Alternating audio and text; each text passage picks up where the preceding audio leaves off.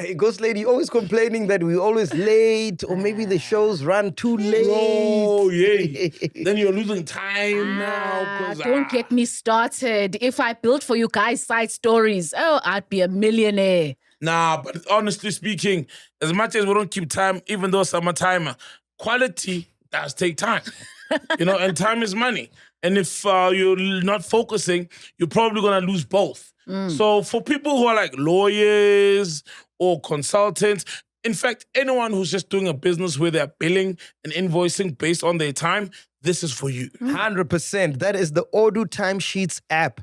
It turns time tracking from a boring admin chore into a proper management tool.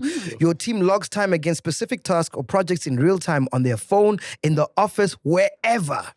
Oh, so it's like a stopwatch, but for your profit. 100%. It integrates directly with your payroll and invoicing. So if a client needs to be billed for like 5 hours, ODOO can do that automatically. No manual calculations. No, I think I worked 3 hours stories. And the AI actually forecasts workload. It'll tell you if a project is going over budget or if your team is overworked before they burn out. 100%, man. So it makes your business reliable and, more importantly, profitable, Penduka. That's what it's about. So if you want to stop wasting hours and start making them count, check it out. Don't forget, ODOO is a software with all the apps you need to manage your business. And your first ODOO app is free for life, especially if you're a chiller. So make sure you click that description link and make sure you get started and get the ODOO timesheets. Let's track time and let's track our money. Nice. Yep, don't waste hours. Waste yours.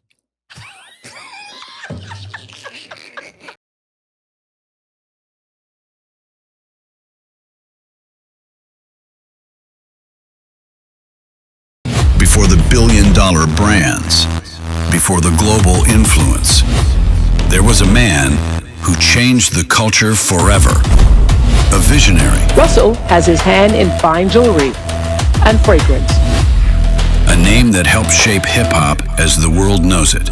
Russell Simmons has been called the CEO of hip-hop, having single-handedly transformed a New York City trend into a billion-dollar industry. Now, for the first time, Russell Simmons sits down on Podcast and Chill. Ladies and gentlemen, please welcome the godfather of hip-hop, Mr. Russell Simmons. Legendary, iconic. The legend. No filters. What's your relationship like with Donald Trump? You guys still friends? Well, it's complicated. No limits. I tell Patrice asked to call me too. That motherfucker. Yo, you're the first person I heard call Dr. Patrice that. What? The motherfucker. I can't even say it. That's my nigga. No conversation off the table. What's going on in your life during the Tupac and Biggie drama? I made the last Tupac movie. Whoa, you made it. Yeah, I made Gridlocked. From power to fame to legacy, everything gets addressed. Whose side were you on, Kendrick or Drake? I don't give a fuck. This is more than an interview. This is a cultural moment. We were friends. Did you But introduce? I've never been able to support anything, even as a friend. One of the most influential voices in entertainment finally enters the Chillers universe. Russell Simmons on Podcast and Chill.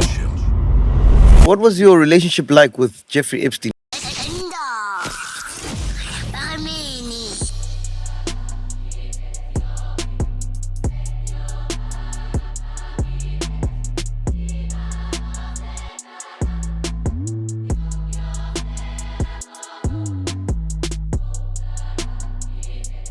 And ladies and No, it's true. Look, every one of you niggas got a pot belly.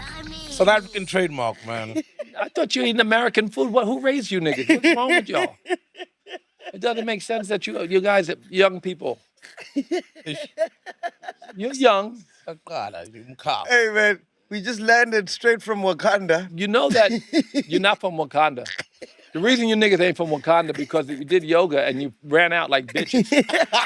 No, seriously, I took you to hot yoga. There's a bunch of little skinny white girls in there and maybe a couple of Indonesian and Asian people, and they're all in there. And here comes the African. I'm so proud. Here comes the African brothers. And you niggas ran out of the class. I need to go to the toilet. What must I do? I need to go You to didn't go to the toilet. You ran out of the fucking class. We had hot yoga. He wasn't Bitched here. out. No, he wasn't here. He wasn't I here. wasn't here, fortunately. They act like little hoes. They ran out of the class because it was too tough for them. I would have made you proud, man. I would have hoped so. I mean, some of you, somebody, y'all definitely not from Wakanda.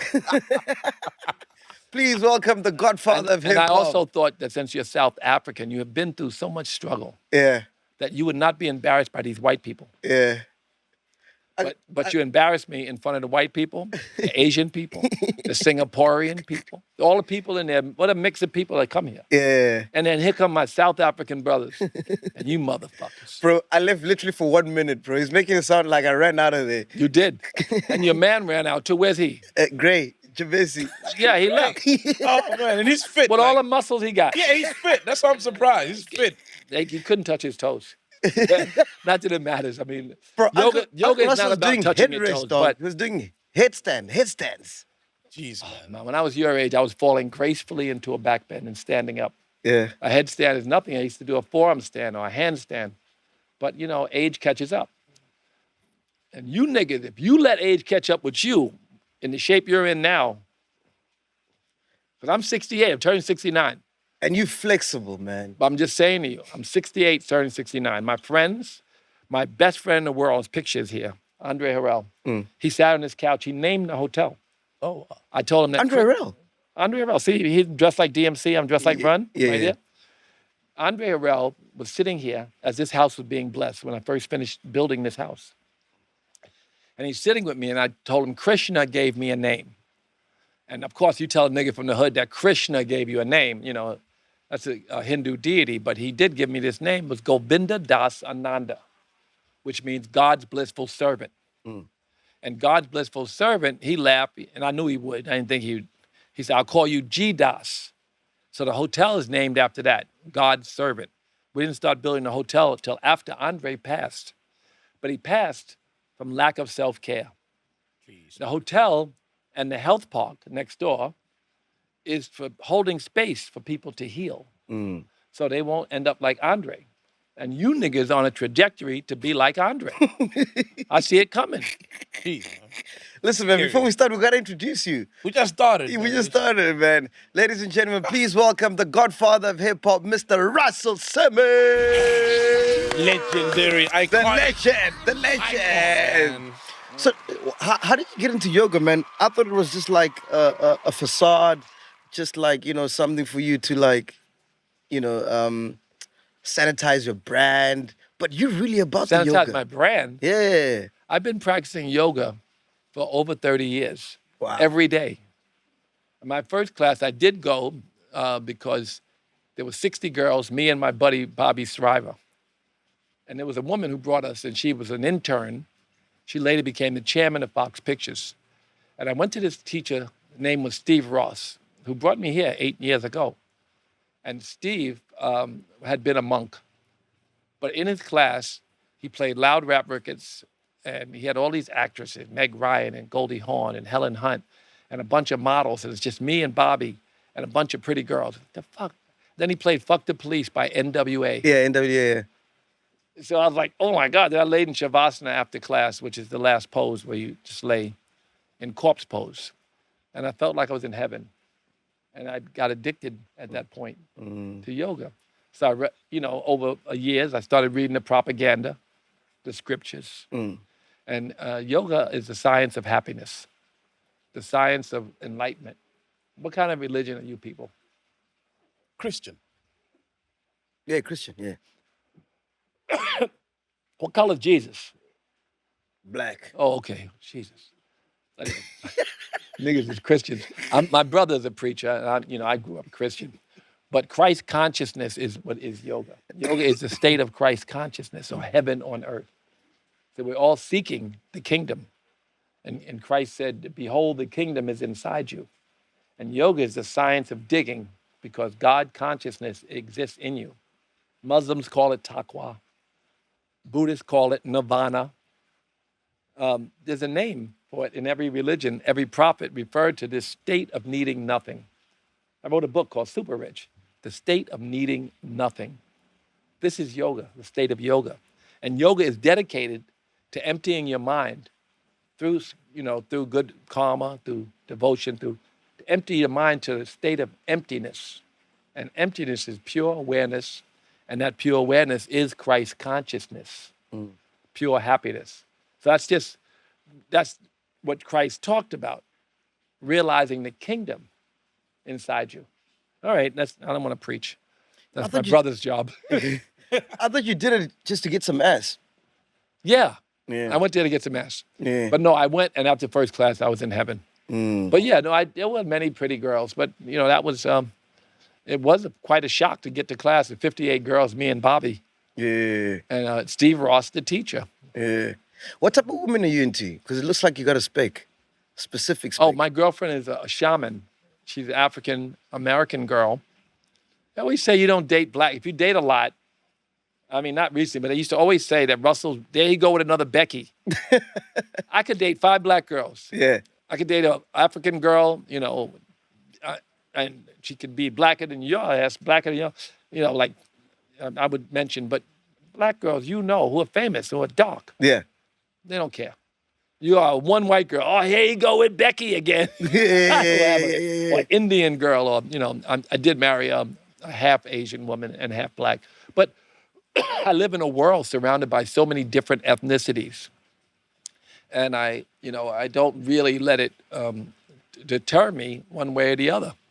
So I don't have a type. I have a girlfriend now. Yeah. Who I'm quite attracted to, who's a shaman. She's age appropriate. She's 50 years old. I don't know if she wants to say that. She's so beautiful. But she's a shaman. She just wrote a book. I should plug it. I'll give you a copy called The Shaman's Apprentice. Yeah. And she's a healer. She's in Peru now hosting a retreat.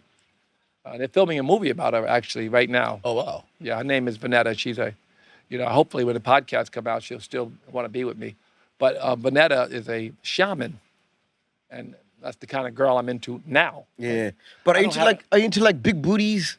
Or I've been a skinny, as a kid, I was socialized to believe in like tall, skinny models. Everybody was tall and skinny, so that's the norm for me. Vanetta's got an ass. Yeah.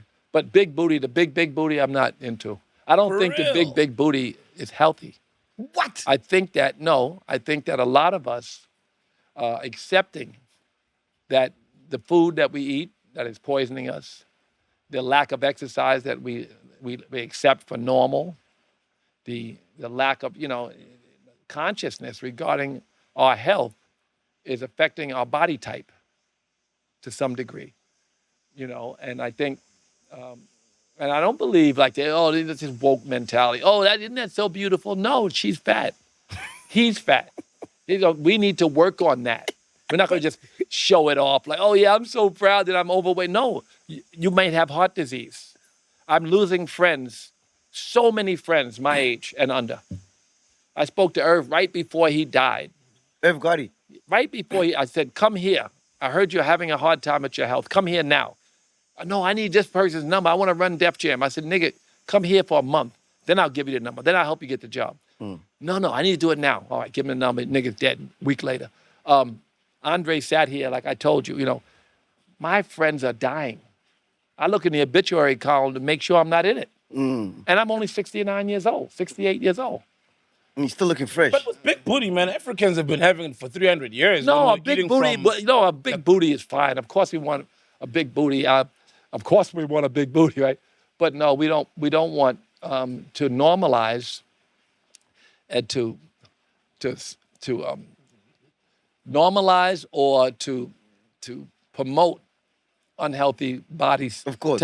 So of course we want a big ass. We want the waist to be we want abs with a big ass. We don't want the big stomach to be as big as the big ass. Am I wrong? I'm sorry. Am I gonna get in trouble? Am I canceled? Y'all think it's, No, never, not here. no, not here, but I got in America. Them motherfuckers cancel you for anything. And I'm sure I'm gonna say something to get canceled about. But I'm just saying, I just don't. I don't accept it. By the way, the sensitivity that we have today. I don't know. I'm a little bit more conservative as a yogi. I used to be like, live and let live in every area. Every area, live and let live. Oh, they'll learn. God will get them. No, they're ruining other people's shit. Their lack of sensitivity about a certain subject matters. Their lack of effort matters. You know, get up and go do some work. I'm going to see Minister Farrakhan. I'm going to America this week for the 93rd birthday of Minister Louis Farrakhan, my mentor. Wow. And, he was always very straight and conservative. And I would be like, no. He said, oh, stop begging white people for shit. Go to work. And he always was that way. And he said, just go to work. There's two things. There's the experience that black people in America have had that was hurtful, called integration. Because we had these black communities, right? We go outside, work for the white man, come back home, spend the money at home, and then the money circulates at home. And the black communities got rich. They would burn them up, we build them back the fuck up. As soon as they burn them, we build them again. That's the part we don't hear. Tulsa was built right away. Yeah. You know what I mean? They built that motherfucker. So black people, through being segregated, were building communities that were wealthy and successful. Integration came, you open a store, and the money leaves your community in 3 hours. Never comes So back. the Koreans come in, and the money's in Korea time now. And the money's in the Jewish community. The money's in any community that moved in, that bought 7-Eleven, Indian, everybody. Takes all the money out the black community, and then it's poverty. So that's integration has not been great. But guess what? Integration is a reality now. They're using it now to kill the Civil Rights Act. They're integrating them. They're taking away the black unity and the black energy that was held inside, just like, your spiritual energy, held inside. It's now, so now, as individuals, we got to go out and integrate. Yeah. We got to go get the money and bring it home to our family, because we don't have, so I don't think that we should live in segregation, yet let integration destroy us at the same time. But what you think It's about a very this? interesting phenomenon. Think about living in a segregated community while integration destroys you. Same time. And so I think that, I become a little bit more do for self as the minister. And But what do you think about this narrative that Jewish people own hip hop to destroy black lives? well, to destroy black lives is a stretch. Black hip hop is owned by a public market. Lucien is the boss at the biggest company, and he's not going to give that up. But he's the boss at Universal. He's a good guy, doing the best he can to help everyone. I got a cramp. Fuck, I got a cramp. Hold on. So Lucien is Jewish. Yeah. Done a good job running the company. He's not telling people what to talk about. No Jew is telling any black guy, go talk about, dumb shit. No. That's our own. We have to own that. And at the same time, talk about conscious shit, which we've done. I kind of left hip hop for poetry a long time ago.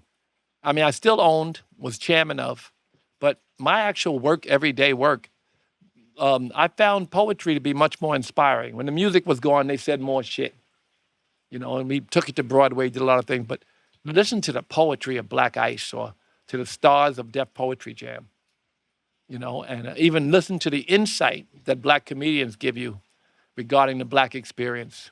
And then, of course, you still have very positive and powerful hip-hop artists, many, from the Kendrick Lamars and other people who say important, profound things that need to be said. But culturally, there is a problem in the black community, and we have to own up to it, and individuals have to stand up. I live and going to die here. Yeah. I don't want to live in America. I love joy. I love visiting. I don't want to live there. I don't find it to be, I'm old. Fuck, I want to be there for. I live in yoga and vegan Disneyland, and I'm happy. Minister Farrakhan did tell me a few days ago that my work in terms of helping the black community is not finished. I was like, isn't it cool that Mike Tyson's been here twice, and Usher's been here, and Taraji's been here twice, and these people come and they heal, and they go back to work. Can't I just be here to heal people? David Banner was here recently, and J.B. Smoove, and You know, Gerard Butler, you know, like stars come here and they heal and they go back home. Isn't that a good enough service? He doesn't think so. He thinks I have to do more work. You know, I was a big activist. I want to take It's hard to be an activist now, man. There's so much, you know, people demonizing you. You never know when you're being attacked who is the enemy behind that attack. You don't know who's attacking you. You know, people will question why people get scandalized. Who is behind the scandalization of these people? It started out with 30 white men, then it was me. Now it's all black people. Remember? What are you talking about? The allegations? Yeah, that kind of thing. The Me Too stuff. Yeah. The Weinstein effect thing, they call it. Yeah, but it started out, So, but you know, I mean, my point is, it's a very polarized world. And if you say the wrong things, they will come get you. I'm not afraid. I ain't never been afraid. Even regarding Minister Farrakhan, when he was the number one anti-Semite until he wasn't. He's only said, first, Israel has the right to exist. He's always said that. He's always said that he understands their fear, but you have to be careful how you treat your Palestinian people. And now, the whole of America, the far right and the far left, are very, very anti-Israel. Very, very anti-Israel. I'm anti-Israeli policy. I'm a Zionist to the extent that they deserve somewhere to live. And I do know there's 12 or 13 or 14 million Jews. And I do know there's only a few of them niggas. And I do know they better hold on to every piece of power they have because there is really an anti-Semitic strain. Huge. They are at risk. If they had no power, they'd be fucking dead. So the retaining power and protecting the Jewish state is a very serious dilemma. How do you treat your neighbors? What do we do? How do we protect ourselves? You know, hurt people. They're afraid. So I get that. And I've been, I was the chairman for 25 years of the Foundation for Ethnic Understanding. I put Muslims and Jews together all over the world, even in Israel. I had imams in synagogues and rabbis in mosques. What is the lifestyle like, though, in the 90s? I just want to find out. Oh, we had a lot of fun. Yeah. I dated quite a bit. Okay. And if they were famous and they were black, I dated them. Anyone. Everyone. And then I was all models in Dutch and German and French and African. And so I was quite a, but not only what I did, it was a very frivolous lifestyle. I was in fashion, music, and film. You could imagine, especially in fashion. There were so many beautiful people, and so many people were very loose and having fun, and that was the lifestyle. So when you look back at it, you say, what are these young people missing out on? Or is there a shift that makes it safer and a healthier environment for my daughters? Which is it, It is true men are afraid to approach girls at all. They don't want to say hello, right? They don't want to say shit. I'm not saying nothing to none of it because they see what happens. But so it's, it'll balance itself out and, we'll be a better world because of it. The pendulum swings. Yeah. Right, so when you see what happened to like P. Diddy, for example, what's I your don't want take to on talk about that shit. I told you that's the end of that subject. Cut it. Yeah. His son was here. Yeah. I took care of him. His daughters were here. I took care of them. That's it. Yeah. I love those girls. Yeah. Kamora is really taking care of them like their mother. Poor Christian and all of them kids. I met them all at certain times more recently because, these are kids who are innocent and should not be punished for this, whatever they say about their parents. In fact, they're just kids. They needed a chance in life to grow and maybe grow out of the suffering that they've been through recently and be good contributors to the world and good direction. So just like, my own kids, their mother and father fight publicly, but I hope they get every single good thing their mother has to give them.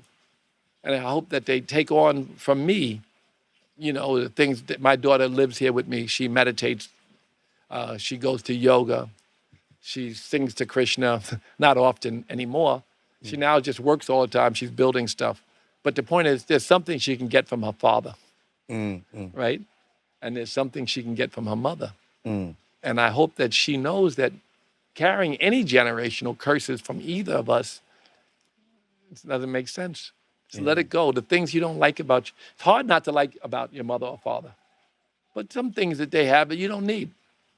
You're growing better than your mother, better than your father.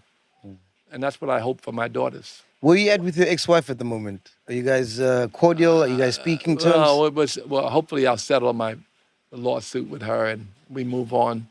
And I hope that when it's settled, that she will be open to having a better relationship because she's a wonderful mother and made my children wonderful. Do you still remember when you first met her? Yeah. Mary McFadden Fashion Show, 1993. Yeah. Yep. I remember. She was a model. She was a big model. Yeah. She was backstage with Linda and Naomi and Emma S. and Veronica Webb, and it was a big show. And Tyra Banks was, all backstage, and she was one of them. Yeah. And a lot of the girls I had dated, they were like, stay away from him. Bad news. I think that they said that to her, and that sent her right to me. Yeah. I think that, I swear to you, I think that. Yeah. Yeah. And the lawsuit, what's the lawsuit about? It's about the Celsius stock. You Okay. can read about it. We don't talk about it. I tell you, nothing negative. The stock, Celsius. I found that company. I built it. It's a multi-billion-dollar company. And the government, I think criminally, took my money. And I've been fighting to get it back for 5 years. She gave it to them as bail. It's all in the news. But the point is, when it's settled, then I hope that everybody will come home with a little money and people will be friendly to each other because we have things in common that will never be separate. You've started so many companies, man. Why would you think the government would be interested in that one particularly? Because Tim Leissner stole $8 billion from the Malaysian government, and he invested in my company, is how we bought Celsius. So our stock in Celsius, part of it was his money, so they tried to foreclose on his money. But they tried to foreclose on mine. I did nothing wrong. And they still will be taking a chunk of my money based on what we hope the settlement will get closed and put behind me. And there's no good reason for it. But they just, I think that there's a concentrated effort to stop Black power? I mean, I don't know, how specific the attacks are, but I do believe that Black people are under fire in America. I do believe that Black people who can unify people are especially under fire. Remember, I had a yoga studio when I was marginalized. And at that yoga studio, Lady Gaga and Usher and so many stars would come. And on Sunday, our Soul Sundays, we would talk politics when we talk spirituality because I don't think that you cannot escape. If you're a spiritual person, you're a God's servant of any kind, there's politics involved to help the underserved communities, to help the marginalized communities, to help. So you're not a servant if you shy away from politics completely. Then you're not, you're denying a piece of your mission. You're here to serve God. All of us are. And so there's a moment at which, you inadvertently become threatening. As you help people, you threaten others. Yeah. Yeah. Speaking about politics, man, what's your relationship like with Donald Trump? You guys still friends? Well, it's complicated. I think I got a note from him the other day, a handwritten note. From Donald Trump? Yeah, I was hoping that he could help resolve my problem, but no. I also thought I could help somehow, maybe, but I couldn't. Can't be Nicki Minaj. I can't support Project 2025. I could say that Black conservative voices could be elevated, not elevated to change the world, but to share why they're the way they are. There's a lot of good, I know many Black conservatives, and some of them make very, very important points, especially when I think about empowerment. Like Minister Farrakhan said, go do for self, right? And what I said about don't be segregated and let integration destroy you at the same time. So a lot of Black conservatives, it's like, I'm going out in the world. I'm gonna get money. I'm gonna get my money, and I want you to go get yours. Don't wait on white people to give you the crumbs off their table, which is kind of a little bit about their rap about Democrats. Malcolm X told you, Farrakhan tells you, other black conservatives tell you, stop waiting around for white people's crumbs. Go get the money. Wait, I I'm didn't have lost. nobody, I'd never been in a room where they said, don't get that nigga the money because he's black. I'm 69. I'll be 69. I never been in a room where I actually saw or felt that I was being, you niggas in South Africa, and you felt it. I never even felt it. I know that it exists. I know that there's institutional racism that's powerful. I know that black people deserve some kind of reparations, but you know what? It's your ancestors. You, and all the reparations that America's giving are for survivors of a particular thing. Japanese, Jews, whatever. These people survived the immediate effect. They're not 5 generations off. So we gotta take advantage. We have 2 things. The law, which for the most part says you black, that's okay. You can do whatever the fuck white people can do. That's the law. And then you have social. And Hollywood, even though racism is on the rise, and even though anti-Semitism and hate and polarization is on the rise, when you watch TV, all you see is some black guy with some white Asian woman, some Asian guy with some black white. That's all you see. They have normalized on television, which that's kind of like a reflection of society. So you can walk in any room. You can be the president. So you can take on the same attitude that some of our black civil rights leaders had promoted to us, that Farrakhan and Malcolm X and even Frederick Douglass, they were not begging for crumbs. I'm not saying we're begging. I'm saying we're preoccupied with them. Of course we vote to get them to give, make sure that we are taking care of. We should have free health care. Everybody in America should have health care. We should have higher education available to us and education in general. We should have these things and vote for them if you want. Wait, I'm lost. What does this have to do with Donald Trump? It has a lot to do with Donald Trump and the Republican Party. So my point is that there's only but so much I could do to be friends with Donald Trump. Okay. For any amount of money. There's no amount of money that can make me, but there's some little things that I have learned when I think about the marginalization of black people through the efforts of the Project 2025. You know what I'm talking about? No. You don't know what Project 2025 is? Got no Never idea. heard about it. It is the agenda of the Republican Party, and it looks like a white nationalist agenda if you read it. Looks like that.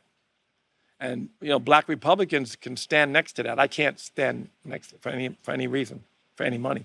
But when do you meet him? Do you meet him during the 90s? I met Donald. We were very good friends. We traveled a lot of places. I judged all the beauty contests with him. But a lot of them. I went on The Apprentice probably 3 or 4 times. Oh, yeah, I remember seeing you there. Yes.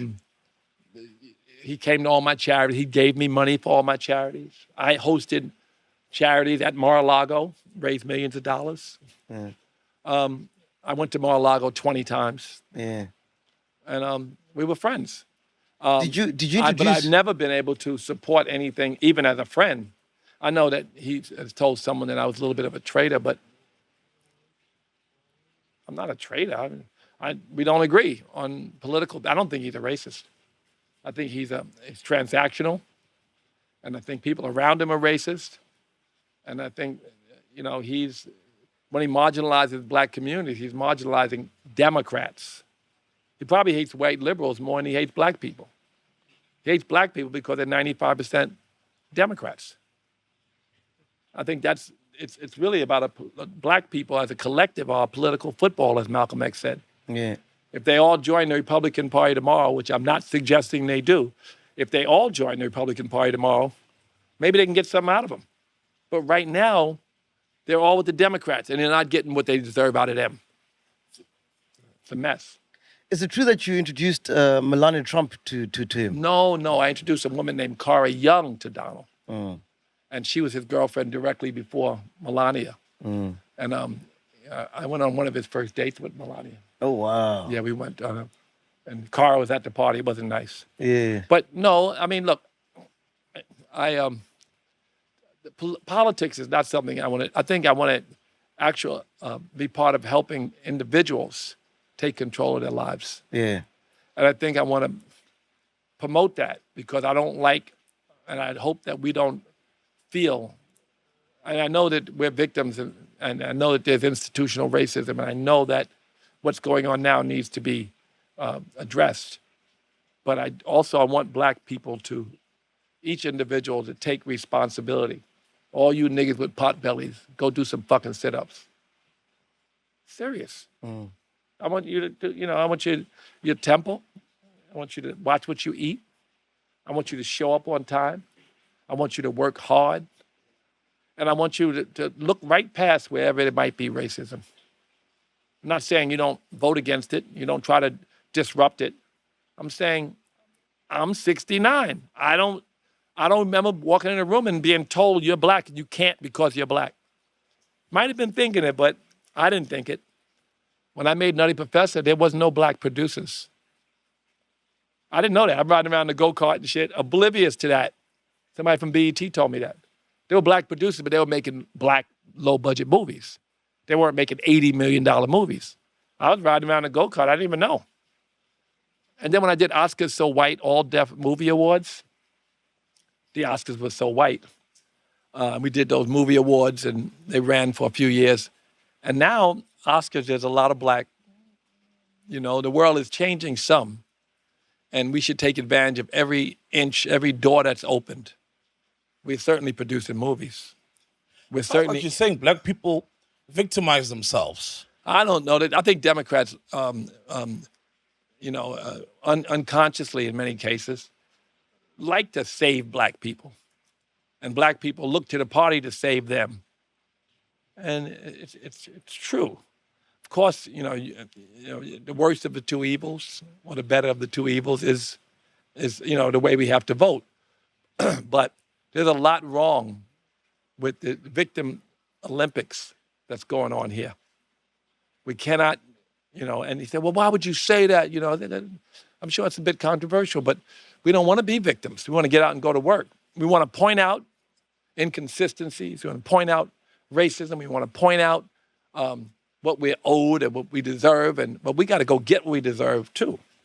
Mr. Farrakhan, I just got off the phone, 2 days ago. We had this long hour conversation, and it touched my heart. Do for self. Do for self. And, and no, I don't think that all the black Republicans are bootleggers, lickers. I think in this moment, the Republican agenda is pretty scary for black people. I want to find out, what was your relationship like with Jeffrey Epstein? Because your name is in the files. A Ugandan model nigga wanted to give me her Bible. That's what's in the files. Yeah. And Deepak Chopra wanted to ask if Jeffrey wanted to go to my house when Deepak was being honored. That's how I'm in the files. Yeah. Don't bring that shit up. What is wrong with you? What the fuck is wrong with him? Yeah, an African model wanted to give me her Bible. Yeah. That's my name. So you never went to the parties, none of that? No, nigga. Never been to the island? Fuck no. Yeah. What are you talking about? Why would you even say that? No, I'm asking. No, you niggas is looking for clickbait. No, Never that. Some clickbait shit. My name is in the Epstein files because a Ugandan model, not soft South African like you niggas, wanted to give me, and I know a Ugandan model, Alice, and Kio, what's her name? But anyway, she was Miss Uganda, wanted to give me her Bible. I don't know how that ended up in the files, but somebody wrote she's looking to give Russell Simmons her Bible. And the second thing is that Deepak Chopra asked Jeffrey Epstein, did he want to go to my house when Deepak was being honored for my art foundation? That's fucking it. Never met the guy, never spoken to him? No, not that I'm aware of. I don't want to sound like one of them niggas. But no, I don't remember meeting nobody named Jeffrey Epstein. And I don't remember. I've been in a lot of circles. Yeah. I didn't meet them. I just say I didn't because I don't remember. No. And the Bible, what happened? That's so I never random, got the man. Bible. It's a random thing to I want think it's to a give good you. thing. Everybody, SpongeBob is in the Epstein files. No, I'm serious. SpongeBob is in the Epstein files multiple times, more than me. So You know, these are just words that came out and names that came out. I'm famous. Every famous person's in there somehow. Yeah. Why the fuck would you say I'm in there? No, I was just. No, you trying to make clickbait out of your own brother. No, but you admitted you're in the files, not in the scandalous stuff, but in the files, which is just sometimes emails, Millions of pages random of shit. communications. Yeah. Random communications. Yeah. Well, why the fuck you bring it up then? I want to know. What the fuck is you trying to do? Look, I don't know anything about whether all these people whose names appear, or what percentage of the people whose names appear, are pedophiles. It seems like such a horrific crime. I met Michael Jackson multiple times. First time I met him, he made me shake Bubbles' hands. Made me shake Bubbles' hands. I mean, like, it was not like, if you made me shake Bubbles' hand, I'd smack you because I know you dissing me. I wouldn't smack you. I'd be like, fuck out of here, shake my hand. But he didn't do it like boundaries, or he didn't do it like you only deserve to shake me. He did it like, just hi, meet Bubbles, Yeah. So I shook Bubbles' hand. And I felt such a sweet man that if I had squeezed Bubbles' hand and Bubbles would have made noise, Michael would start fucking crying. He was a sweet, and many times that I met him, 5 times, sweet, lovely man who I don't believe could cause harm to anyone. So when I hear about these people, Bill Clinton, or, I know Bill, I don't know if he's a sweet, lovely man. He hit on everybody, every girl that I've ever been around him with. Every time I was around him with a girl, I go to the bathroom, I come back, he's telling her about the size of his shoe. I mean, shit like that. That was his job. So my first impression was, he just went to get away from Hillary. Yeah. Who would not do that, right? But not the kids. I didn't think kids were involved. I just don't think people are as dirty, as mean as people. I don't have that mindset to believe people are so dirty and hurtful. Like that, a majority, a great number of them, a great percentage of human beings are that cruel. So and I don't believe that Michael was that cruel. So that's I heard Michael was gangster, man. Oh yeah, my man O'Neal was very close. O'Neal, we always laugh at him because we used to make fun of Michael Jackson. Yeah. He was like, I'm not Michael Jackson. This is not Thriller. One deaf rapper, for Run DMC. Yeah. You're too young. No, Run DMC, I'm the king of rock, none higher. I'm not Michael Jackson. This is not Thriller. One deaf rapper. I know I can hang. I run from Run DMC like Cool from Cool and the Gang. Yeah. And LL Cool J said, I hated Michael and Prince all the way ever since because we don't like them cornball niggas. Yeah. But when you meet Michael, suddenly now it's like, that's Michael fucking Jackson. You know what I mean? And when I met him and I shook Bubbles' hand and shit, it's Michael Jackson. Yeah. We were talking about doing a Run DMC collaboration, and Run D ultimately didn't really want to do it. Michael wasn't that excited, so it never happened. But Michael Jackson is such a sellout idea, right? But a very sweet, kind, beautiful man who now that they're celebrating him, people maybe get to see a person who was God-fearing, who wanted the best for humanity. And that's what I thought of him when he was alive. What did you think of the movie? Have you seen the movie? I saw it twice. Yeah. Yeah, I thought it was a great movie. And I love that we celebrate a black person without destroying him. So seldom we get to do that. So I thought it was great. Yeah. In terms of business, man, you've been so successful in terms of when you look at hip hop and all the millionaires and billionaires it's birthed. I think you were one of the first people to be able to monetize hip hop. Am I correct in saying that? I guess, yeah, for sure. The first manager type business record company owner. The one thing that I was involved in early is branding. From Run DMC's My Adidas deal, the song, saving the company, making a licensing deal, getting a big advance. That was a big deal for us. And it was a new idea that the celebrity that rappers were generating was more than just, it was so cultural, and as it is still, that it can make brands cultural. It's not just music. It means a lot in so many ways. So they were able to do that. And then, of course, Fat Farm is a great experience. Just because I wasn't a rapper. We had Jay-Z do commercials. We had people help us. But Fat Farm was a fashion industry that didn't have any black people. I would go to fashion shows, sit in the front row, and I'd look around, nobody be there but Andre Leon Talley. At the Met Gala, nobody but me and Andre Leon Talley. Andre Leon Talley is the big gay guy who used to work at Vogue. There were no black people at all.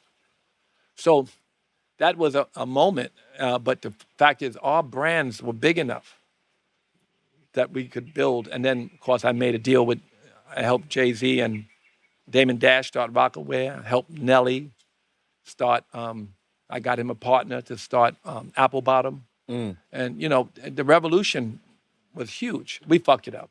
Yeah. We fucked it up. We sold to Macy's. Macy's discounted us. All the independent stores died because of the discounts from Macy's.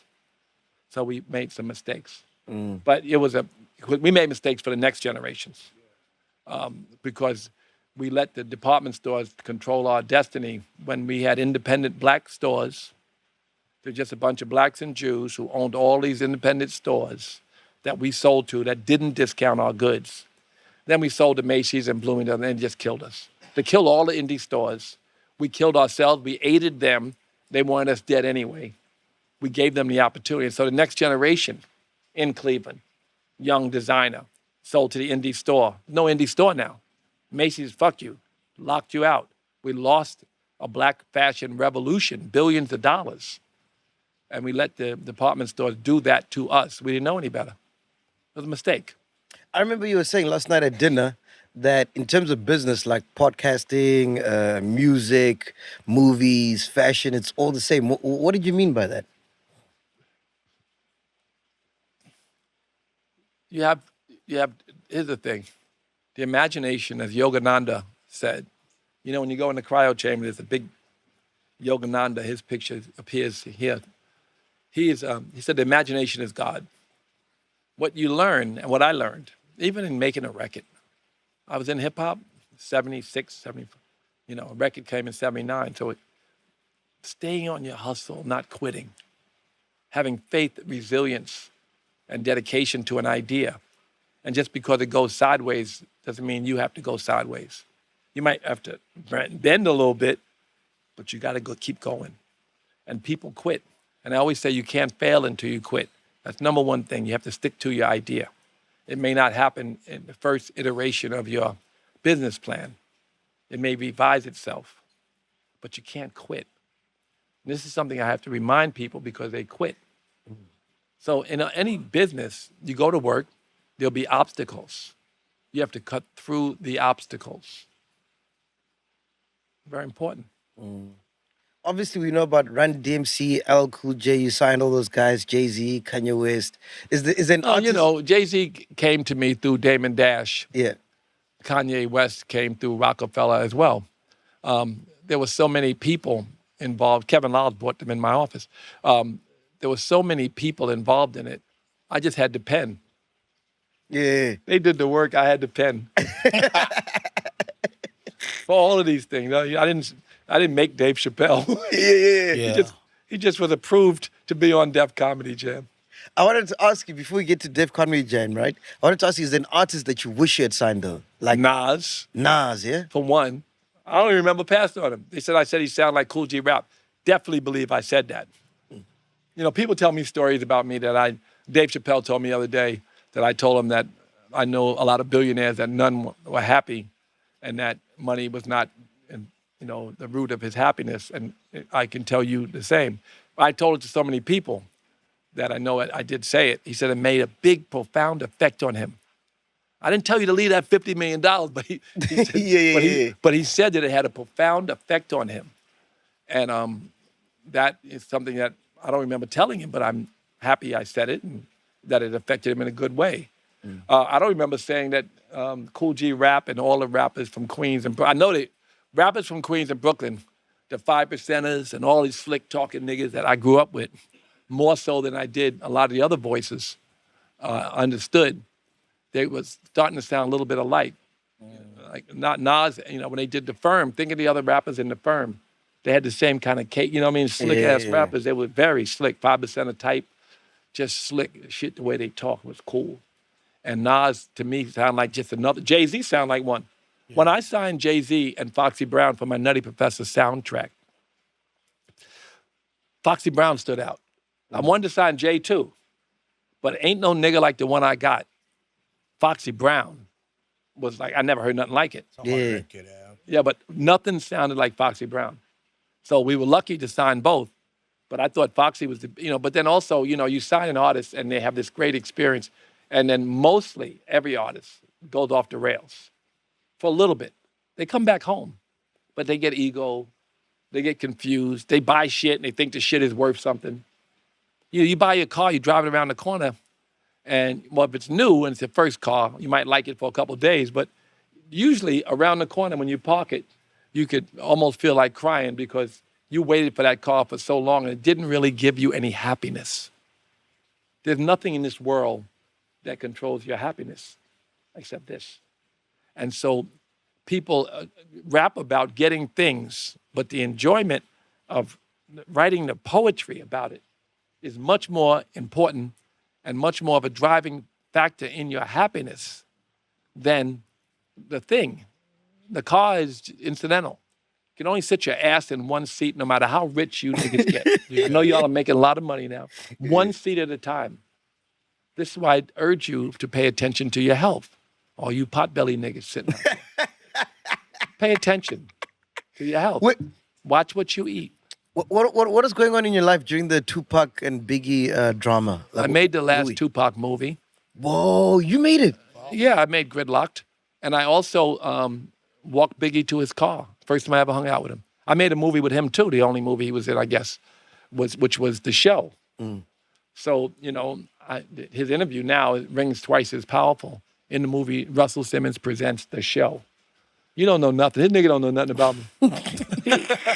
No, we said earlier, Def Comedy's like, really? Oh, shit, I forgot about it. You forgot Def Comedy, Martin and Jamie and Cedric and Bernie, Chris Tucker and Dave. It was part of our childhood, all of that. Def Comedy Jam, bro. Insane. It was part of our childhood. Insane. We knew about it. It just I forgot about it. Forgot about it at that moment. Yeah. I'm getting old.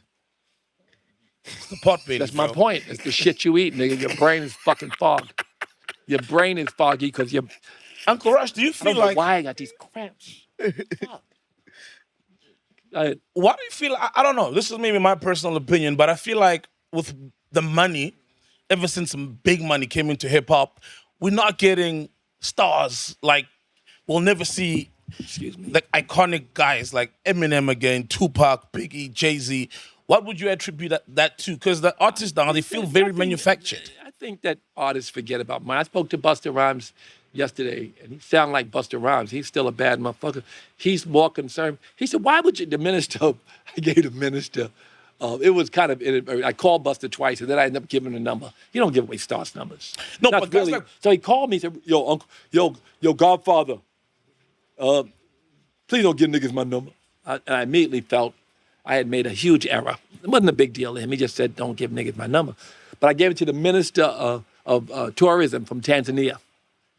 And I should have gave him the manager, Mona Scott, right? But I forgot he was managed by Mona. But it was a mistake. But when I realized he has to be left to be an artist.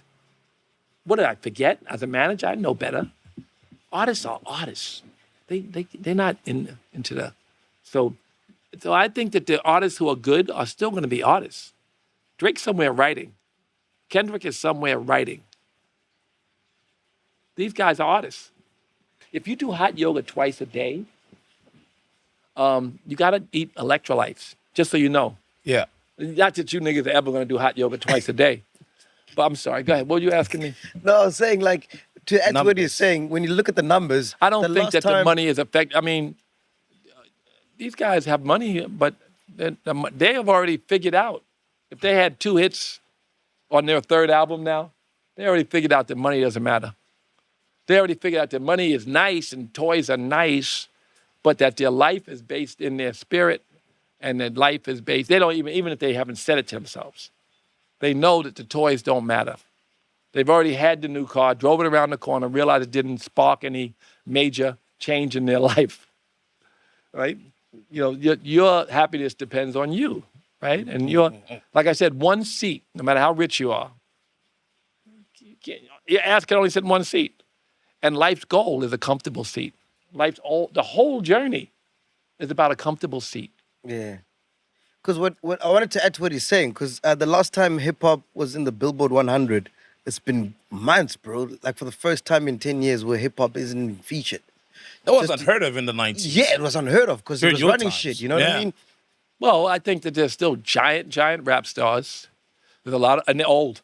It's true, they're all old, right? But that doesn't mean that young people, T.I. is the biggest rap. T.I. had a big record, giant fucking record, right? Drake is 39. His new record's gonna be #1. Kanye's 40. They're all old people, which is kind of cool. Kanye might be in the 50s, man. Yeah. No, he's not 50, motherfucker. Almost. No, he's not. Haven't you got ChatGPT? You motherfucker kind of demonize my man. Nigga ain't. Fuck is wrong with you? Do you think Kanye is like a crazy genius? He's a genius. How old is Kanye West? Kanye West was born on June 8th, 1977. So as of now, he's 48 years old. He's pushing 50. Yeah. That's my point. I mean, I didn't know he was that old, but that's my point. You know what I mean? So- That old rappers, but your point that there's no more new ones, I don't know, but they're just old ones are just not giving up no ground. Them motherfuckers is just not giving up no ground. It doesn't mean that young people can't come into the marketplace. Yeah. It's just, and some of the older sounds, like T.I.'s, that's special. That's like old people music, right? But not old people. I mean, that's the music that reminds you of a certain era. Yeah. But a lot of the young guys just ain't. And according to you, And I like that because older people are wiser. And they're not saying as much stupid shit as young people. And that's good. A lot of the young people are not directing their young fans to a lifestyle that is conducive with their happiness. So we want that. and according to you, when do you think hip hop started? Like, from your lens. This is, that's why I don't mind the fact that they're doing this 8-part series on my life, because it begins at the beginning. And my beginnings in hip hop, pre-records, of course, there was only one rapper. There was 3, actually, for me as a money guy, trying to get the money. I mean, there was Cold Crush and Grand Wizard Theodore, and there was Grandmaster Flash, and there was all of these great artists. But they played in auditoriums, high school auditoriums. They played in the gym. I'm at gyms. Played in the park. But Hollywood played the Apollo Theater. His name was on the awning. And everybody who came to the Apollo Theater got Hollywood's foot put up their ass. George Clinton, I don't give a fuck who he was. Hollywood put his foot in their ass, so much so that they would call ahead to the Apollo Theater and say, if that talking rapper, that talking DJ is going to be there, we don't want to come. They say, well, nigga, stay home because he's selling half the tickets. He was a big draw that they paid a lot. It's Andre Harrell, the cat y'all looking at. But he was a big draw. And if you couldn't get Hollywood, you got Eddie Chiba. If you couldn't get Eddie Chiba, you got Starsky, who played between younger and older. But the guy who could fill up the Hotel Diplomat, and they would buy all the drinks and the bar guarantee, and you would keep all the money for $7 per ticket. That guy, that was Hollywood, who would sell thousands of tickets. And so the other rappers discredited him and said he wasn't B-boy. But what are y'all B-boy? Y'all are rappers. I ain't seen none of y'all niggas breakdancing. They try to discredit, like when they talk about the greatest of hip-hop, before they were rap records, there was one record came out, and it was called King Tim by Fatback Band. And that was because Fatback Band went to the Apollo, got their ass whipped, and they imitated Hollywood. The guy will tell you, the rapper on the record, King Tim. And then, who is Big Bank Hank? But Hollywood. What did they do but steal and borrow from Hollywood? They say that Hollywood got some of his rhymes from Grandmaster Cass, and it's probably true, but he was the star. There's articles written, the star, the king of New York. And this man got diabetes. I worry about his health. Eddie Chiba recently died, and Love Bug Starsky has died. So I think my story about hip-hop, because I was the money man. See, I was trying to get the money. I was promoting shows. So you can say how great these rappers were, and they were great. But you know that they couldn't get $500 per show. Not possible. They get $50 a show. So it's a big difference. And that's Hollywood. And I want to tell his story. I want to tell Eddie Chiba's story, right? So that's the first chapter of my life is working with those people. And when do you meet Rick Rubin? Yeah, I was about to go there. Oh, Rick Rubin, I met. He had a record called It's Yours, commentating, illustrating, description, giving, adjective, analyzing, summarizing, musical, myth seekers, people of the universe, it's yours. And that record sounded a little bit, it was mind-blowing. So I wanted to find out who made that record. So I called up I called up Red Alert. He told me that's Jazzy J's man. Those are the two guys who played on the weekend, the hip-hop shows. And Jazzy J introduced me to Rick Rubin. I said, where's the nigga who made the record? He said, that's the nigga who made, no, the nigga who made the record. That's the nigga who made, this guy, this white boy, and that was Rick Rubin. Wow. And when I went to Rick Rubin's dorm, Rick Rubin had a drum machine, because we made our first hip hop records, there were no drum machines. A drum machine full of beats. And to me, beats were hits. A beat is Suck MC, that's a hit. You don't need no bass, no guitar, no nothing, just a beat. You know, so he had a drum machine full of beats. And he was, you know, a musical genius. And through him, the Beastie Boys. He was a DJ for the Beastie Boys. And I was their manager. And then Rick, you know, I was going to start a record company because I had done Run DMC, I had done Jimmy Spicer and whatever. So it's time now for me to have a label, Rush Records.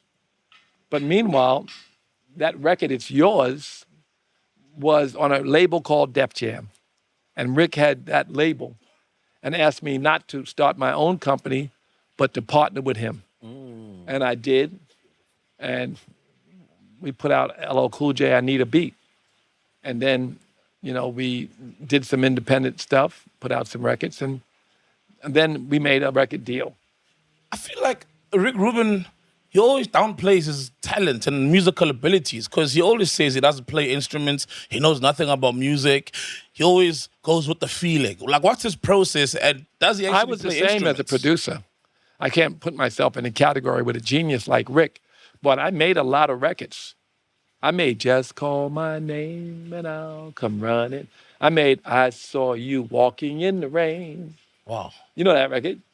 I made R&B records and I made hip-hop. I made Dollar Bill, y'all. Dollar Bill, y'all. I produced It's Like That, and that's the way. I produced King of Rock. But I don't know music. I just know we're going to cut this here, put that there. We're going to do, you know. So if you lock him in a room, can he produce like a whole album for someone without... Well, he can't play all the instruments. Yeah. I couldn't play any instrument. I could stand over a bass player and tell him what to play. I could stand over a drummer for sure and tell him, no, you have to put another bass drum in. He said, how's that possible? Make your foot do that, nigga. When I made Action, which is the beat from Suck MC, the drummer was like, how could I possibly put my feet this way? But then the drum machine was able to do it. But a human being, that was hard as hell. Yeah. So I wanted to go boom, tat, tat, tat, tat, tat, boom, boom, tat, tat, boom. I wrote that melody, which was the beat for Action by Orange Crush. And we used that beat for Suck MC. But that was when the drum machine had been invented. You've always been a rebel, man. So, like, can you tell me the first time you started doing drugs? Like, what age was that? What the fuck? Well, when I was 13, I was doing drugs. And when I was 14, my friends were shooting heroin. So I was just smoking weed and, you know, stealing my mother's Quaaludes. And then we would say, back then, our neighborhood was destroyed by heroin. And we would say, I don't get high. And get high didn't even mean sniff heroin. It meant shoot heroin. Okay. Getting high meant shooting heroin. I never shot heroin. Yeah. So I never got high. But by the time I had enough courage that I might have gotten high, by, I don't know, 10th grade or whatever it was, by that time, my whole neighborhood was destroyed. Heroin had destroyed my entire neighborhood. My older brother and everybody had been addicted to heroin. And so I lived in a community, a lower middle class community where there was some hope and no one wanted to definitely destroy themselves. But I would visit, for instance, Baltimore, where family members used heroin and died, and the mother used heroin and died, and the brother used heroin and died, and the kids used heroin and died, and their kids used heroin because there was such a, this happened in Baltimore, you've seen it, generational, because just no hope. No heroes, no heroines. There was some hope in Hollis, Queens. Yeah. So we got high recreational until we found out we were addicted. But there, they just lived in a place where getting high was the norm, and being addicted was inevitable for those people who didn't have a plan to get out, an excitement or an enthusiasm, or to get out of the suffering. So what when did you stop? If you started at 13, when did you stop? 30. 30. Whoa, Damn. that's 17 years. That's all right. I stopped at 30. What That's made you good. stop, Nobody else though? stopped at 30. Shit. When I was 30, I went everything. I quit everything. Whoa. I mean, I wasn't taking heroin. I sniffed a little heroin, but I didn't. I was smoking a lot of angel. I was doing a lot of bad shit, but I just quit all in one day. Cigarettes, alcohol, everything. And I'm now 68. I don't even eat animals. I've been very lucky to have found the courage and the strength to quit everything and to have stayed sober for all these years. So you quit cold turkey and never gone back. January 1st, whatever year that was, when I was 30. Have you ever had a moment like you woke up, maybe it was a night of binging on drugs, and you hear that you did shit that you don't remember? No, I didn't remember. I mean, I remember throwing up in the toilet. I remember being, but I have had moments where I woke up and say, I want to quit, that I have a terrible headache and I feel horrible. I had a lot of moments like that leading up to me deciding on my birthday, which was in October, that January 1st would be my last day using drugs. And that would be the New Year's Eve. I'd go out, trash myself, and wake up in the morning and be committed to quitting everything.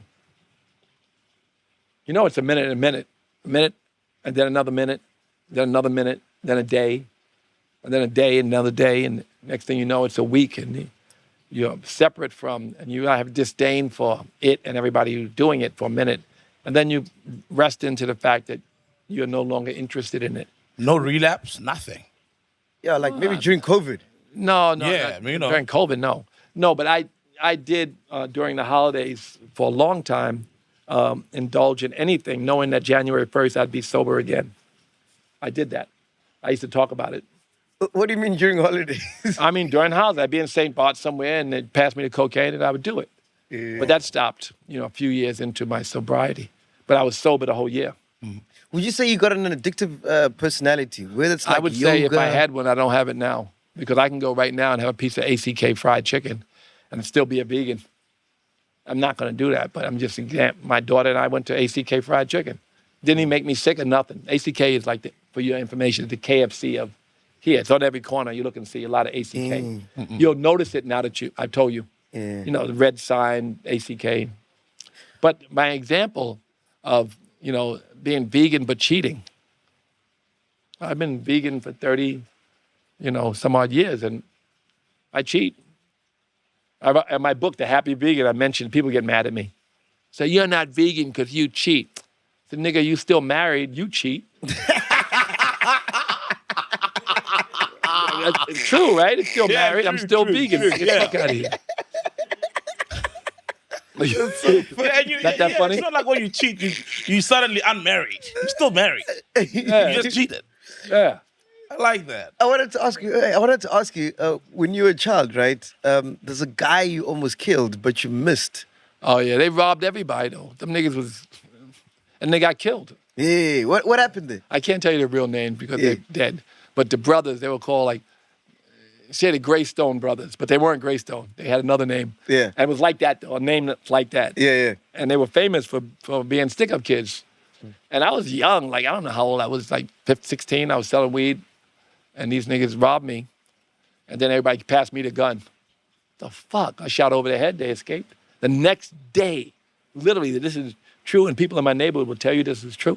The next day, they went and robbed the liquor store, and both of them got murked. Both of them. How did you miss him though? Was it your first time shooting a gun? It was, but I shot over the head on purpose. I didn't. So I missed them. Thank God. But if I had, so I didn't. Yeah. I didn't have guns and none of that. Everybody had guns, but we were in gangs. There wasn't that many guns. Yeah. Even when I was in Seven Immortals, and we were gangsters, if a gunshot went off, everybody would run because nobody had guns. Oh yeah, I wanted to ask you. So you're successful. You've got a great career. You got all the money in the world. Why did you choose Bali? Like out of all the places in the world, you could have stayed there. Listen, we have two saunas. You know that. Yeah.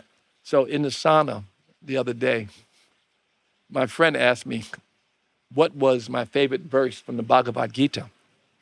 And I said, you have control over the work alone, but never its fruit.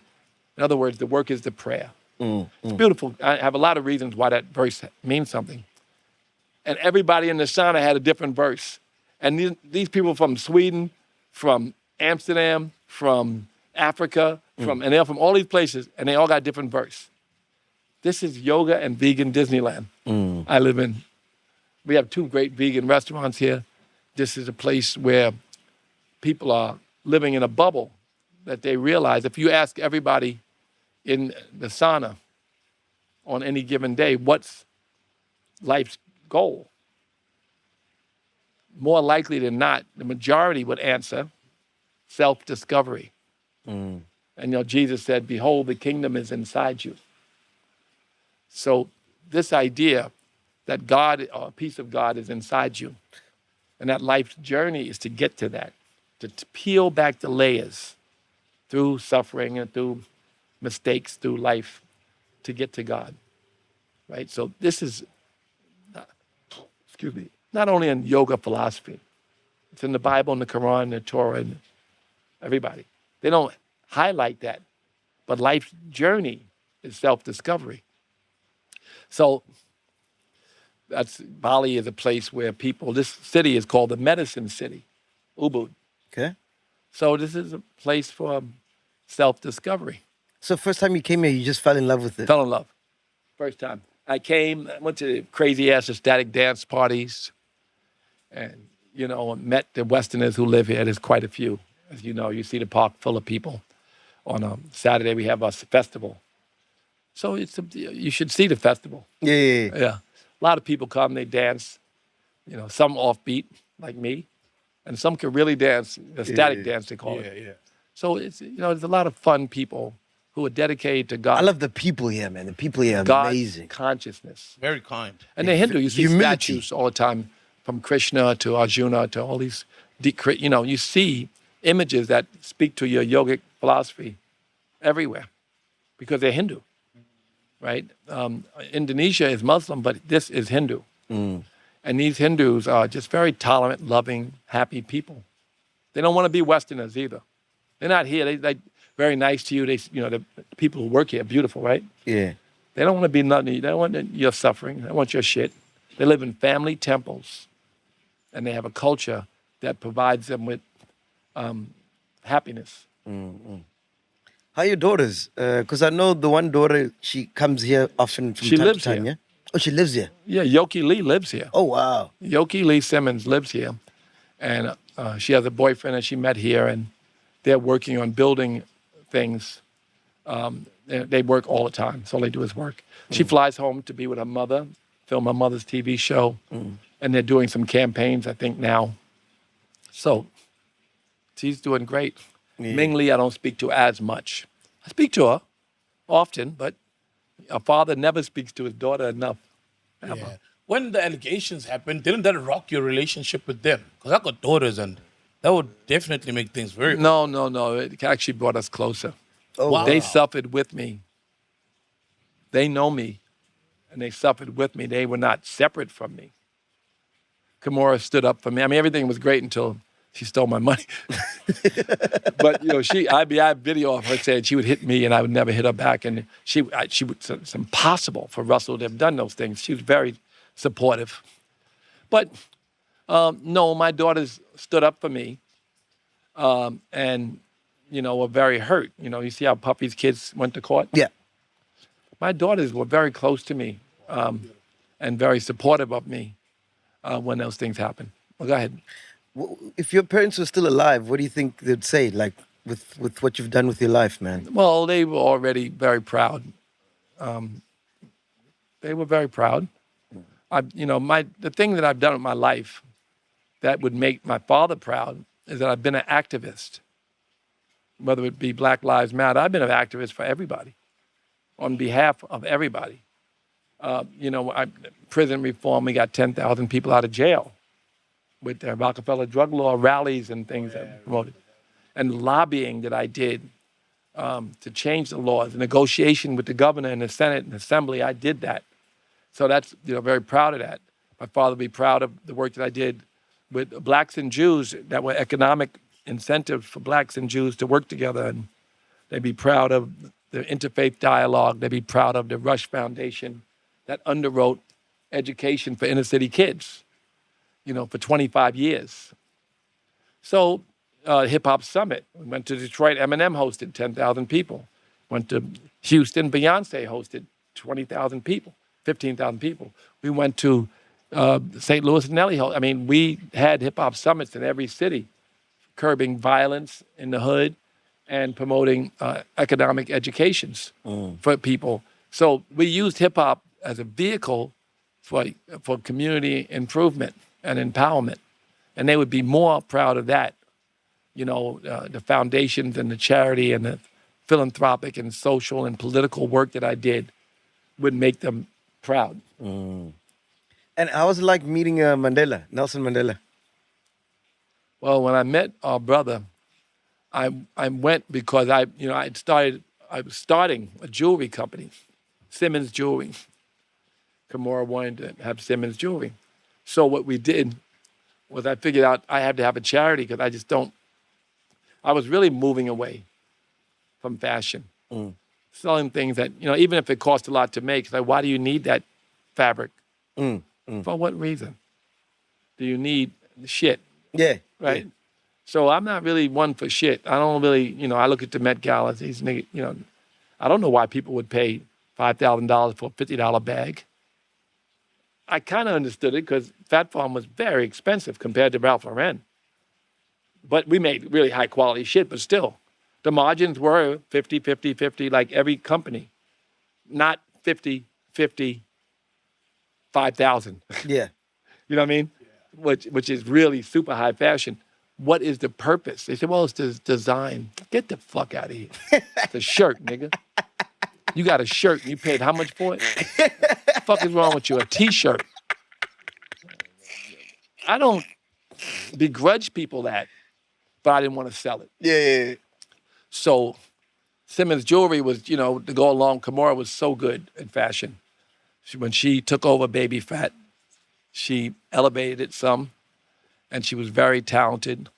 She became talented. At first, she didn't even want to do it, but she became really a good ambassador, and she was overseeing design. We had great designers, and we were building something special, and I had all these licenses, 70 licenses, belts and bags and shoes and underwear and lingerie and suits, and it just went on and on, dresses and nightgowns and, on and on. So now jewelry. All right, so we find a great jewelry partner, and I'm like, diamonds and shit.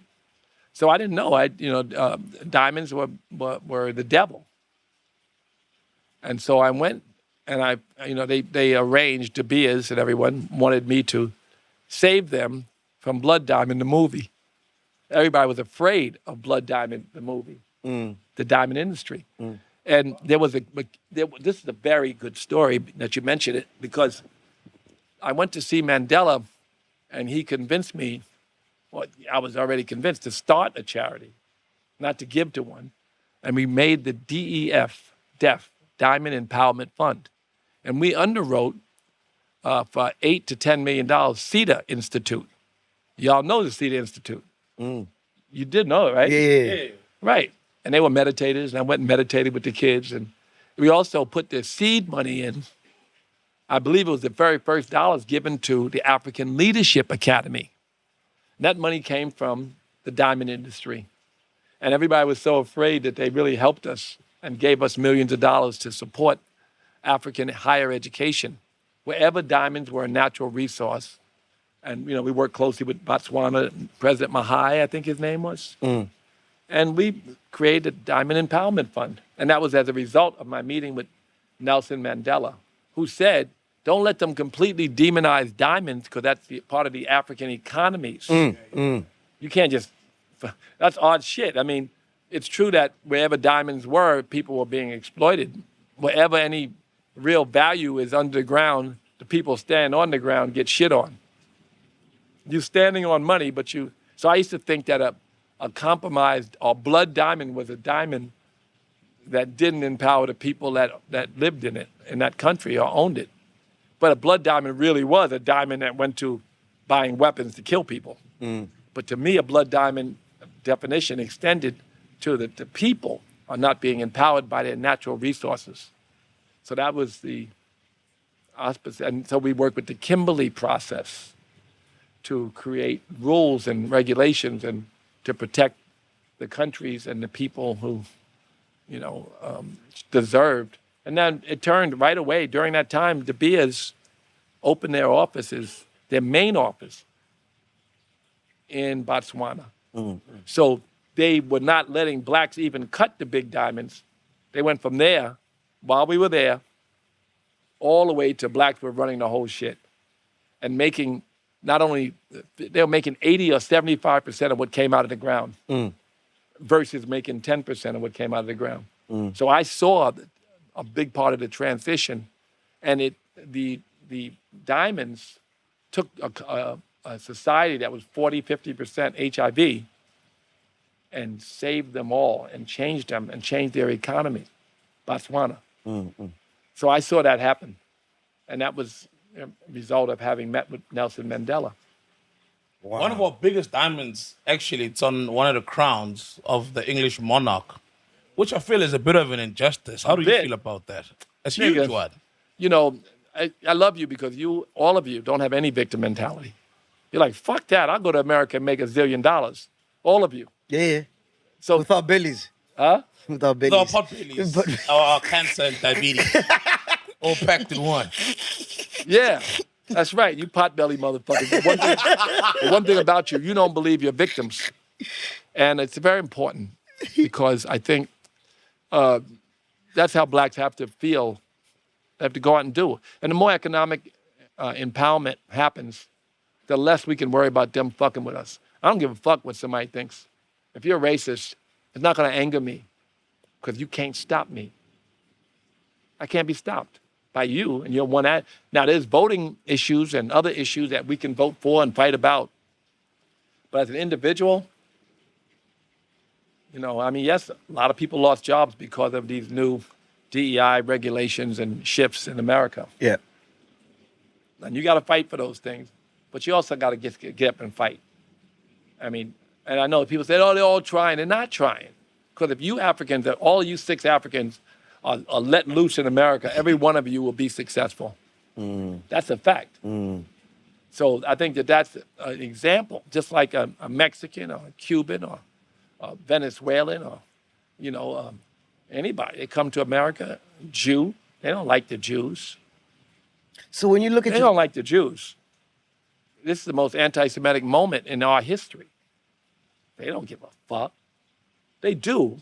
They fear because they live in fear. They walk into the synagogue in LA. You can get a rock thrown at you and bust you in the head. Go into the synagogue. Yeah. There's a tremendous amount of anti-Semitism. So there's a fear of that, but just determined to get ahead, to do their job, to be good at what they're in an entrepreneurial world. They're entrepreneurs.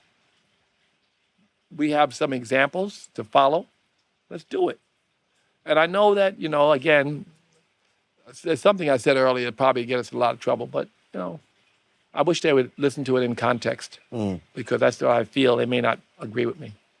I wanted to ask you, so in hindsight, when you look at your life, do you have any regrets? Any things you would have done differently? God has given me so much to be thankful for and experiences that made me appreciate those things that I'm thankful for. All of the experiences, the yogi is the watcher. Did you hear my Dharma talk at the end of yoga? Yeah, yesterday, yeah. We're the watchers. Step back, and your spirit is forever. The Holy Spirit. So the yogi is the watcher. He just watches the movie and plays his role. No suffering. Now, we have some, and the suffering is to correct us and move us more towards God. So regretting experiences that teach you, it just takes everything out of context. So you have to accept what happens and move on. Find the good in it and keep it moving, I think. So no regrets from your side. Nothing you do differently. No, you can't. If you start one place, you can go everywhere. No. Bendu? If you were young now in this modern time, because there was a different time when you started like Def Jam, where would you start if you were to build what you've built? But in this day and age of algorithms. I wouldn't build those things.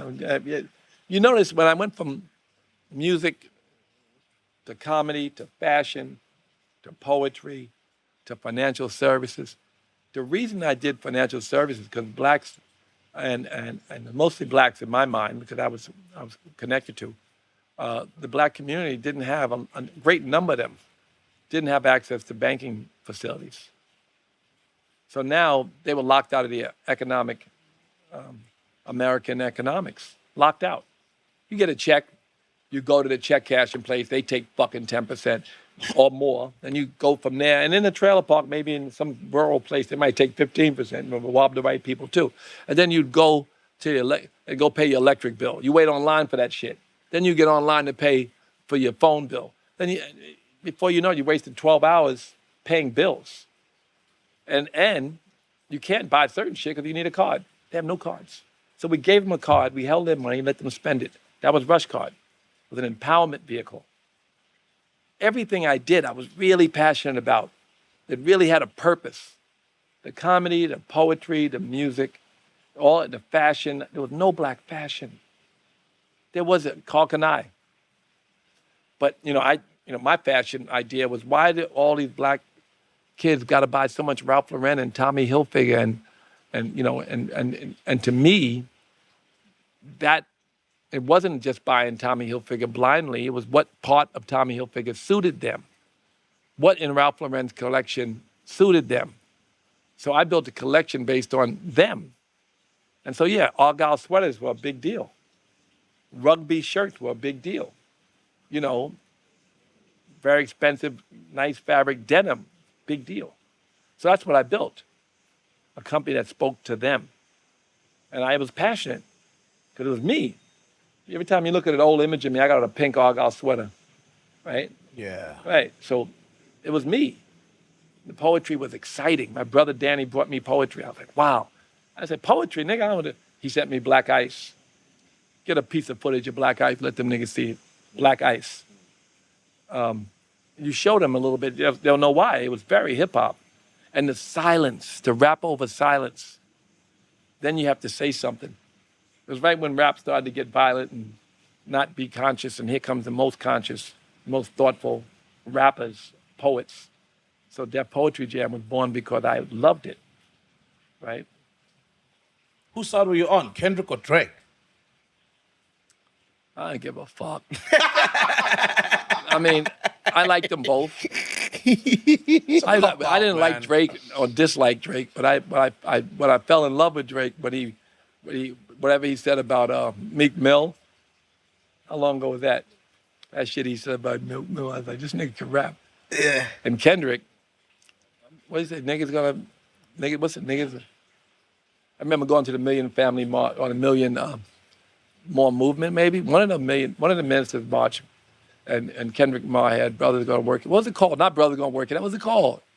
We gonna be all right. Yeah, we're gonna be all that's right. what I really liked Kendrick. And before that, I liked him, but that was like, wow. I mean, I liked the inspiring stuff mostly, but somebody can say something frivolous and get my attention too. Yeah. You know what I mean? It's just great. It's great, right? So I liked them both. I didn't have. I didn't pick a side. I was reading an article recently, right? And Ray J mentioned that he had slept with over 12,000 women. Would you say your body count is pretty much similar? Not 12,000. I have a body count that's embarrassing, but I won't talk about it. That's how you get in trouble. I'm surprised I'm sure he spent a lot of checks behind the scenes to different people.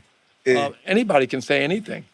And if you put yourself in enough compromising situations, they will say it. They think you have money.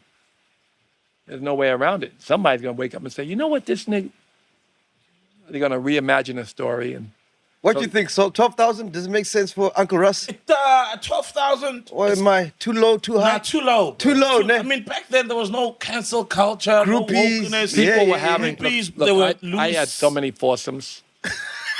Just O'Neal was telling me yesterday, but just me and 3 girls. That's a lot, nigga. Is that the most? Foursomes. No, yeah. I didn't have any five, but I had 40 foursomes. But wait, Uncle Russ. That's a lot. Uncle But Russ. how many threesomes? It goes beyond imagination. Whoa. But Uncle Russ, in There a was a foursome. girl. I had a girlfriend said, "Don't come home unless you don't bring a girl." I got to sleep on the couch in my own apartment if I don't bring a girl home. I mean, it was really a very frivolous moment. It's not embarrassing. It's part of somebody out there is living that and possibly doing it wrong. So, I'm doing it wrong. Yeah. So possibly hearing Uncle Russ. Nigga, you can't do it wrong. It's wrong because it's exploitative. And you know what I learned? Here in Bali, where there's a lot of frivolous behavior. And women who are, as you met one earlier, came, these, The Russian lady. Yeah, yogi, right? Yeah. Not to mention any names. Yeah. But she's just visiting because she's going to the park. But you meet these people who are the yogis, and they've been hurt. And women bonding when they're having sex. And you can be as insensitive as you want, but you're hurting yourself. You're hurting yourself. Men are very insensitive, so they don't feel hurt. Their psyche is hurt. So this frivolous behavior, it doesn't inspire or uplift you. It doesn't ingratiate. It doesn't make you better.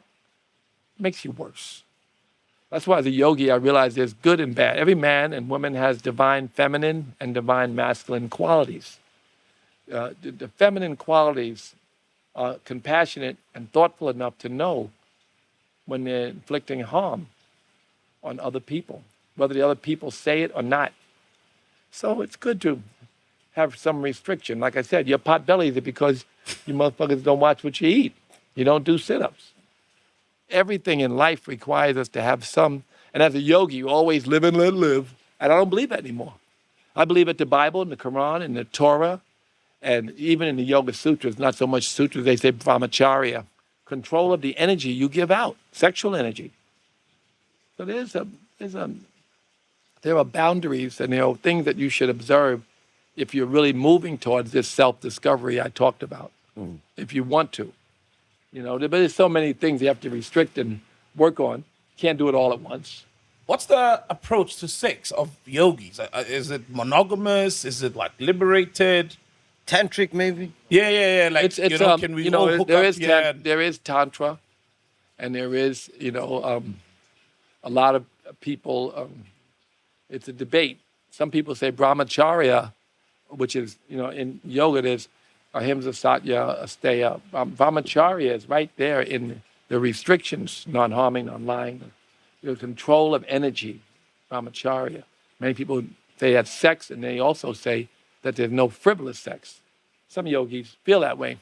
Some are, because of it, they are celibate. And then there's other yogis that believe that the senses help to elevate you towards God. And those people, many of them, think that sexual pleasures beyond the one partner, are part of this process. Yeah. So it's debatable depending on, people bend the scriptures to suit themselves. All scripture. Yeah. Bent to suit them.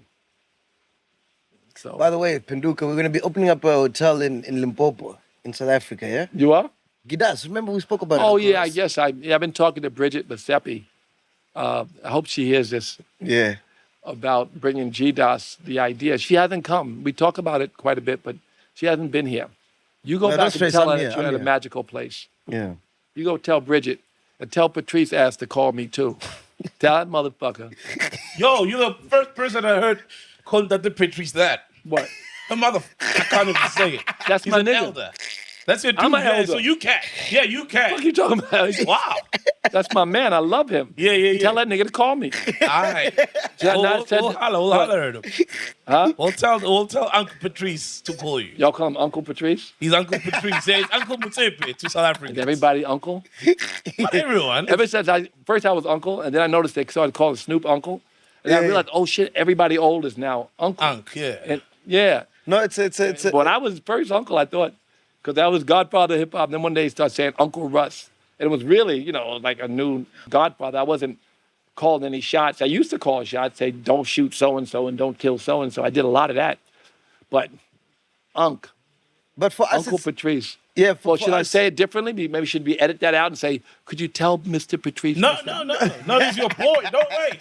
It's perfect the way you addressed him. He's your dude. also, what I wanted to say, it's part of our culture. So how we He were came raised. to my charity every year and donated lots and lots of money to help to underwrite the education of kids in America, black kids, in our Rush Foundation. Yeah. Came every year. Get on his plane and come all the way to America to come to my event. Yeah. And for that, I'm eternally grateful. He also brought me to South Africa and took me on safari for no reason. Me and Yeah. Reverend Run. Yeah. What do you think of South African women? I met one who was Miss South Africa, and we had a date, but nothing happened. Oh, man. But she The was bald quite, one, eh? What's her name? the bald one. How you know? Mashudu. Shuru Fato. That's the recent Miss South Africa, the bold one. Yeah, Shuru Fato. But that's not that recent. It's 15 years. Nah, Oh, can't be okay. Shuru. No, I don't know the new Miss South Africa. Yeah, Can't be yeah. Shuru. But I did meet all of the beauty pageants because of Trump. Anyway, no. Why do I not like them? I love Have you Africa. been with one? South African one. Well, I wouldn't tell, but of course I've been with African model. We talk about weird numbers. Of course I've been to South Africa. I've been to Tanzania. I've been to every fucking where.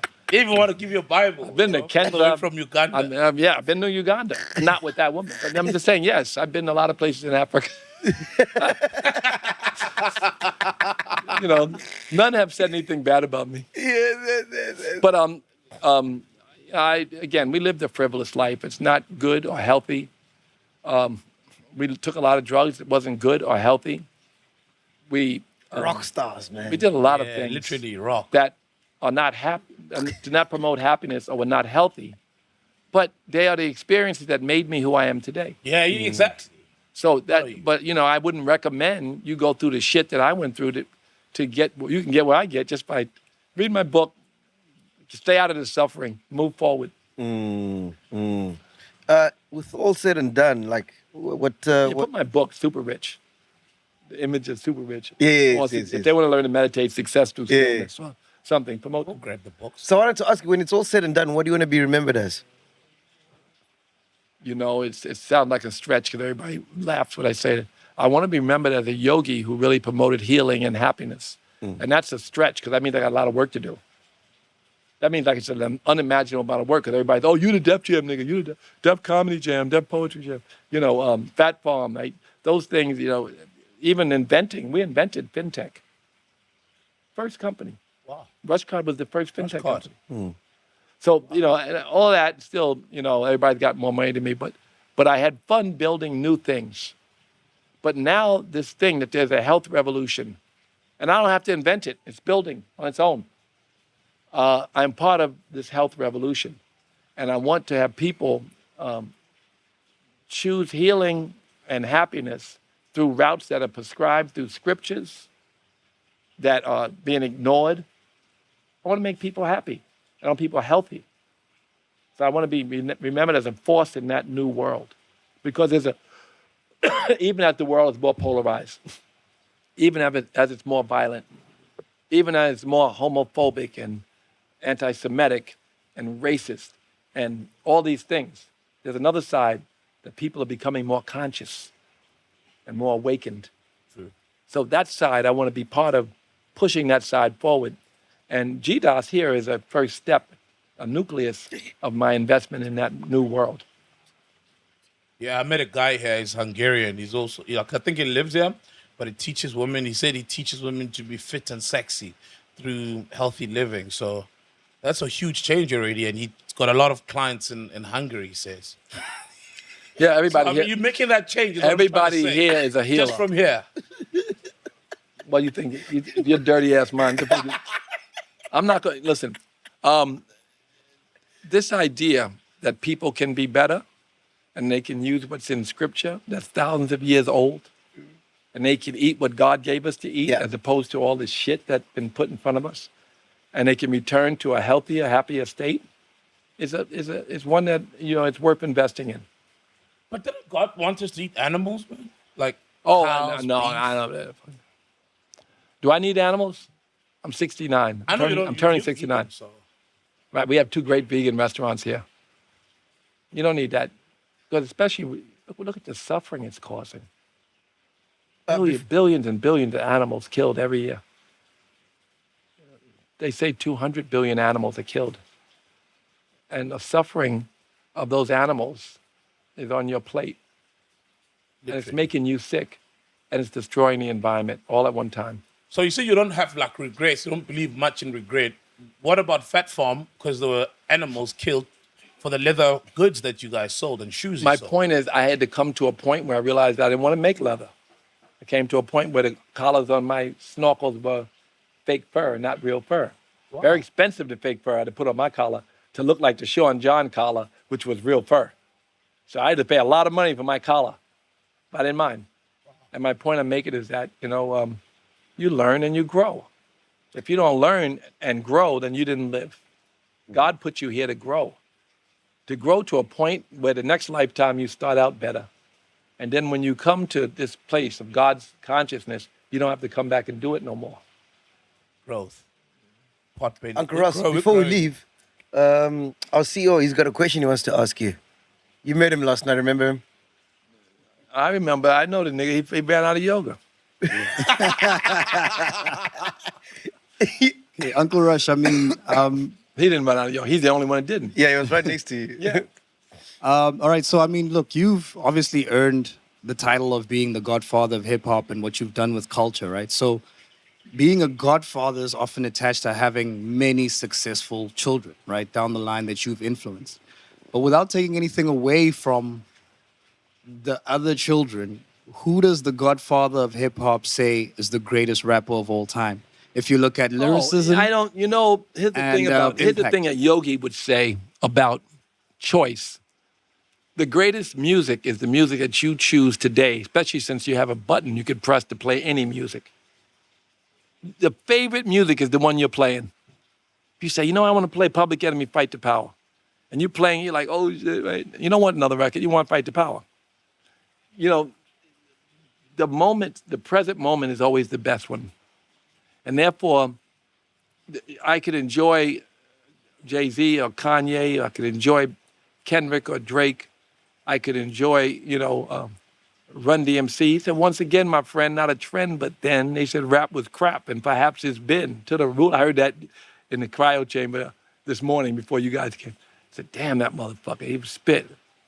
D said, devastating mic controller, word wizard, and the chief rock roller. Bad B-boy made for the B. And back then, that was good, but it touched me when I heard it today. But then, you hear Rakim, and what? Nigga, there is no favorite. The favorite is like you go back to the sun set at night, searching for that feeling that when you saw that sunset, that it touched your heart. So you want to repeat it, but you won't repeat it the same way. You cannot repeat it. So God is giving you the present moment to enjoy. And that's I have no favorites in that regard. And you say that's a philosophical, that's a honest response, but does it really mean anything? It actually means something to me now. I don't have a favorite moment or a favorite rapper or a lot of things.